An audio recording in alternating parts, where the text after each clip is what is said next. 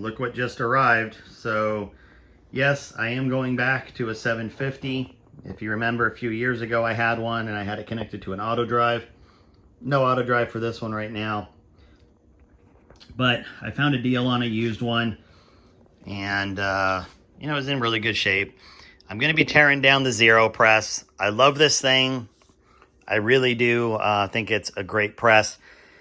I just need to reduce the number of touches. My shoulder is just starting to hurt more and more. Doctor says I need to take it easy on my rotator cuff. I've tried loading left-handed. I think it is only starting to create a problem on the left side.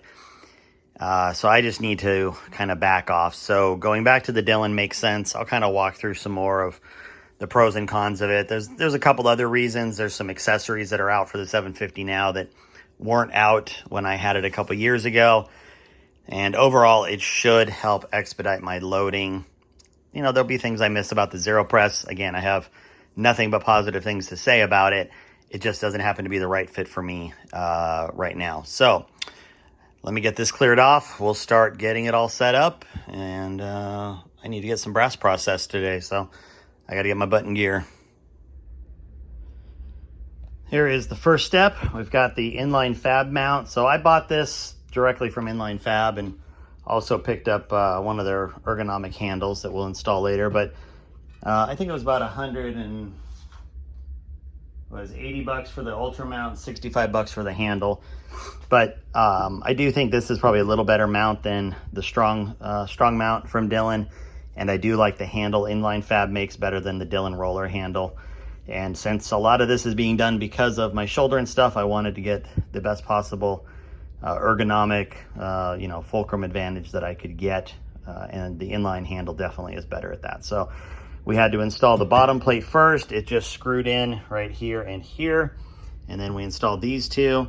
And now we just have a couple more pieces to go. And then I will get the press on top of it.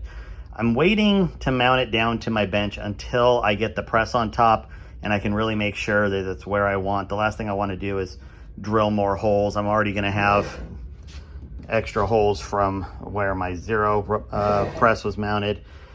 So we'll get the press on here and then we'll figure out where we want to put it. Yeah, we're making progress. We've got so there's a stud that sticks up out of here. That mounts to it. Then we've got the front mount. You can see I've got the handle installed. The next thing we're going to do is I've got the replacement index block from Arkanov here, or Armanov. So we're going to install that. It's got a ball bearing instead of a bushing, and it's just a little bit more adjustable of a system there. I had this on my old 750 or something similar to it. Anyway, it worked really good. So we're going to install that and just keep going forward here. So there we go. We have the indexing block put on. This one is also special. I don't know if you noticed, but there's an additional part right here. And what that does is it allows for primer depth adjustment without modifying the press. So in the past, you've actually had to kind of mill a couple parts out so that this can come down further if you want deeper seating. This now has an adjustable stop on it. And it also requires, let me open it up here. This right here is a brand new spring.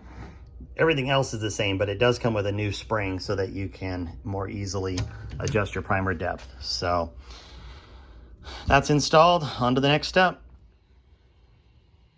Everything is now bolted down. So I've got everything anchored. It's all, you know, screwed in from the underside, bolted in from the underside. So it is rock solid. It's not going anywhere.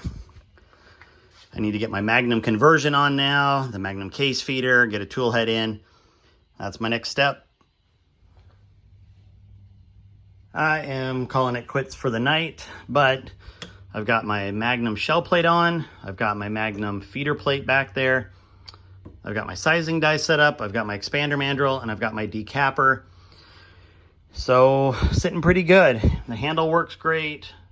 Decapping works great.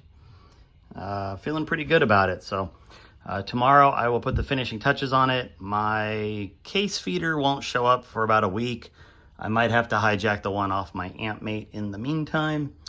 But other than that, I'm feeling pretty good. I can start processing brass tomorrow and show you what is up with that. And there we have the finished product. So what do we got? Well, I've shown you the bottom half. You saw the case feeder has shown up, and I finally got in my yellow Magnum insert there and there, and I already had this plate right here.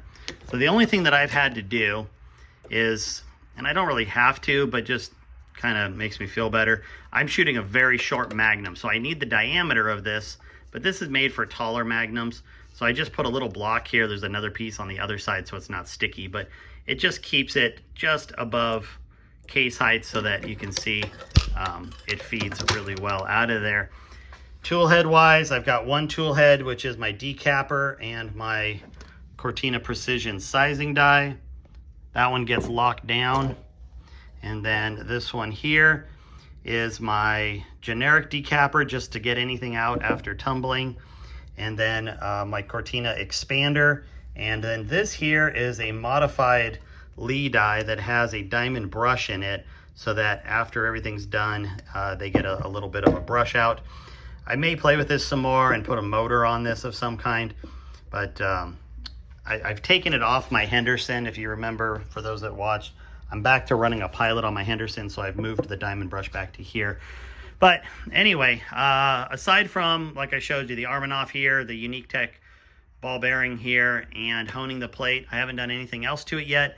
I am priming on the system, and I do have a very cool auto drive coming that is not anything that you've probably seen before.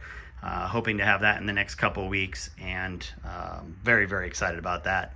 And a new kind of bullet feeder system. So anyway, it's all going very well. I've already done a couple hundred cases on it. My shoulder is already thanking me. I've literally gone from let's see, I would have done 1 pull, 2 pulls, 3, 4, 5. So I would have done 5 separate pulls plus 6 for priming. I'm now down to 2 pulls. So my shoulder definitely has been saying thank you, and is actually already feeling a little bit better, just because I load a lot of stuff. So anyway, appreciate you guys watching. I will keep you updated on this project. I know it's sort of a renewed thing after a couple of years. For those that have seen it, obviously I know I can get precision ammo out of this, but I will definitely show everybody how my targets stack up coming off of this press. So appreciate it. Keep your comments below. If you have any questions about how I set it up, or why I'm using a 750, I'll be happy to answer them. You guys have a good one. We'll talk later.